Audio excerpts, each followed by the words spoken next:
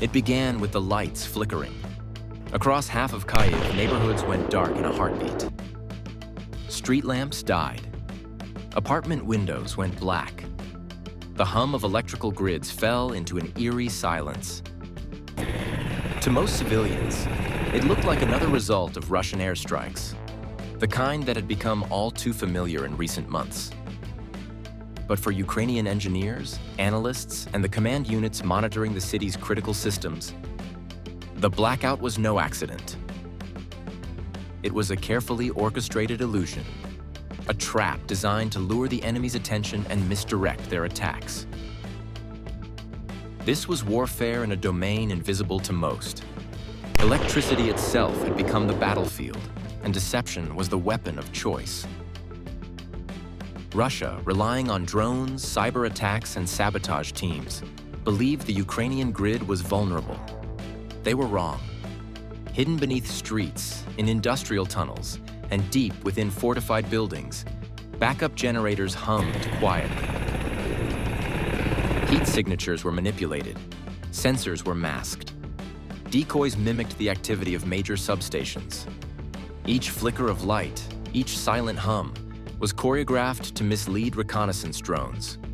To the enemy, the city appeared vulnerable, exposed, ripe for disruption. To the Ukrainians, every false signal, every redirection of energy, was a line in a story they were writing for their adversary. In the early hours, Russian drones were already airborne, scanning for thermal anomalies. Their operators were trained to strike fast, to hit where they believed critical infrastructure lay. But as their cameras scanned the city, what they saw were illusions.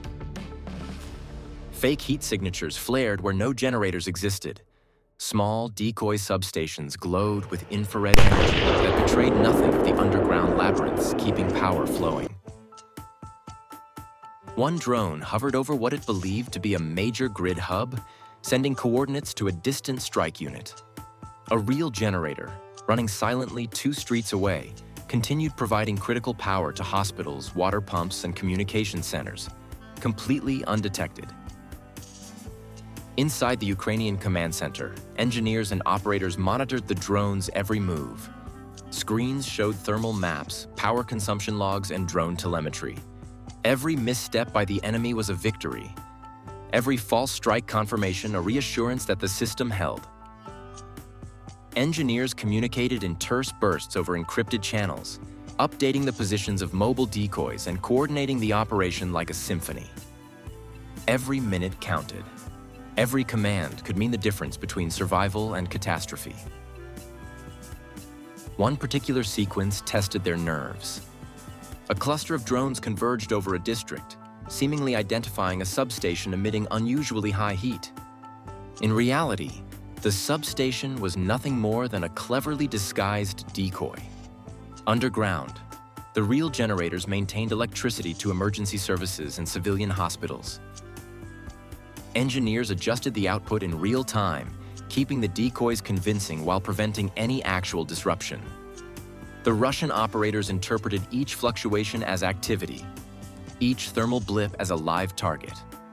They were watching exactly what the Ukrainians wanted them to see, and nothing more. But the deception had to be dynamic. Russian surveillance was not static, and drones shifted position constantly, looking for patterns that might reveal the truth. Engineers anticipated each movement, predicting flight paths, adjusting heat output, sometimes even moving small portable generators to create the illusion of activity in another sector. In one tense moment, a drone passed directly over a functioning hospital backup generator. The engineers immediately rerouted power to another underground unit, causing the visible heat signature above to spike. Drawing the drone away, every flicker, every change, had to look natural. Any anomaly could give the enemy insight into the real system. The psychological dimension was just as important. Russian drone operators, watching the city's lights die and flicker, assumed success. Every blackout seemed to confirm their belief that they were inflicting damage. In reality, their perceptions were being controlled. Ukrainian planners understood that deception was not only about hiding the generators, but about controlling the enemy's assumptions. They had to make the Russians think they were winning, while quietly preserving life-saving energy flow. As the operation continued, the stakes rose. A series of drones moved toward a district where Ukrainian forces were coordinating emergency communications.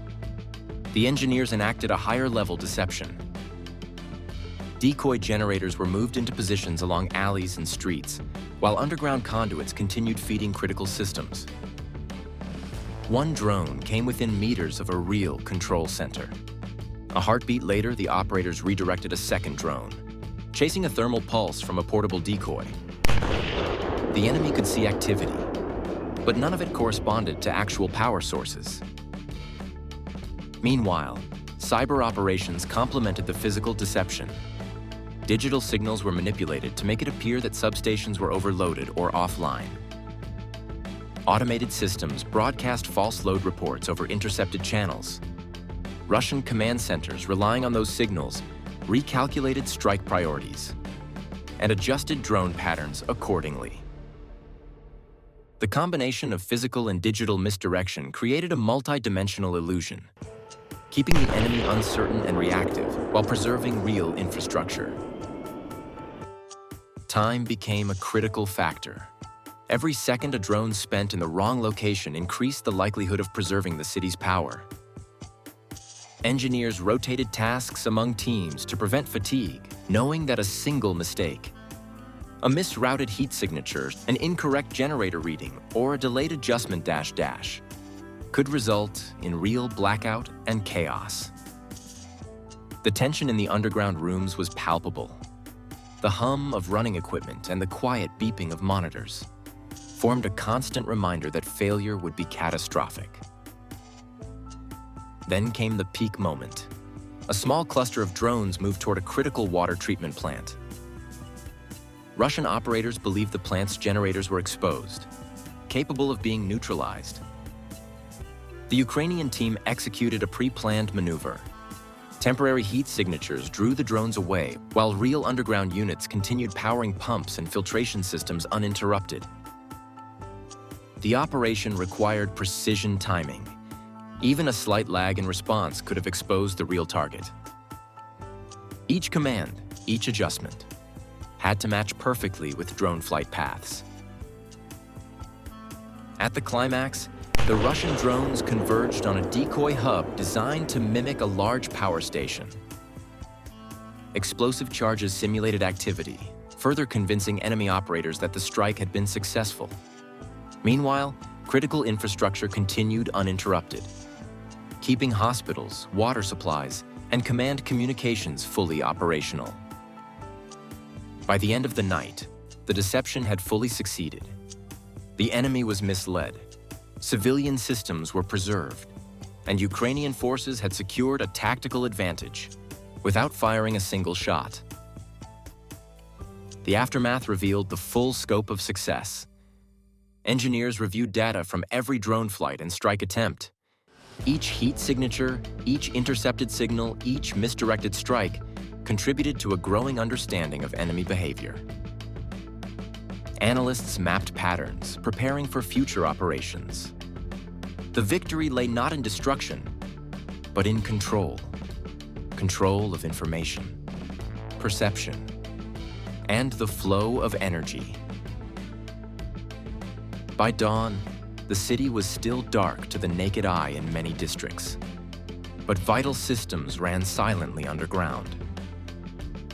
Russian operators, convinced that they had disrupted power grids across the city, remained unaware that every attempt had been anticipated and countered. In essence, the Ukrainians had turned electricity itself into both shield and weapon. A battlefield fought in shadows and deception rather than bombs and bullets. This operation demonstrated a fundamental shift in modern warfare. Power is no longer simply the ability to strike or destroy. It is the capacity to manipulate perception, to mislead and control the adversary's decisions. A blackout could be a lure. A misfire could be an advantage. and the lights that never went out were the true instruments of victory. As analysts looked back over the operation, the lessons became clear.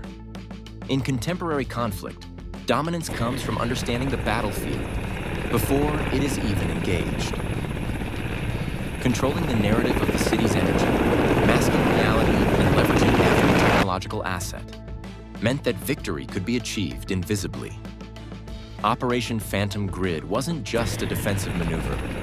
It was an act of asymmetric brilliance, showing that clever deception could neutralize the technological advantages of a stronger opponent and secure both civilian safety and tactical advantage.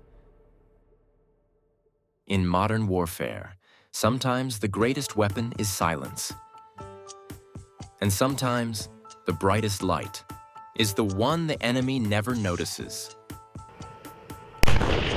Electricity had become the ultimate instrument of strategy. And in the hands of those who understood its nuances, it was a shield, a sword, and a lesson in control all at once.